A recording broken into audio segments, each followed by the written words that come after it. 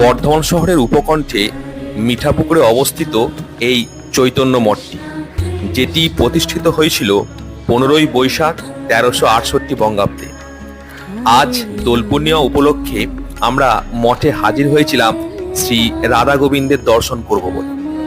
মূল মন্দিরের সামনের বারান্দায় ছিল গৌরনিতাই এবং রাধা কৃষ্ণের ছোট্ট মূর্তি, যা সবাই আবির দিয়ে রাঙিয়ে দিচ্ছিলেন। দোল পূর্ণিমা উপলক্ষে ভিড়টাও হয়েছিল চোখে পড়ার মতো। আর ভিতরে তখন চলছিল শ্রী শ্রী চৈতন্যদেবের কথামৃত পাঠ। এর কিছুক্ষণ পরই মূল মন্দিরের দরজা খোলা হলো। ভেতরে শ্রী রাধা গোবিন্দ, জগন্নাথ দেব এবং বলরামের মূর্তি, খুবই সুন্দর। আচ্ছা, আপনাদের বলে রাখি, এখানে কিন্তু প্রতিদিনই ভোগ প্রসাদের ব্যবস্থা আছে, যার মূল্য 70 টাকা। আগের দিন অথবা দিনের দিন এই কুপন দেয়া হয়ে থাকে।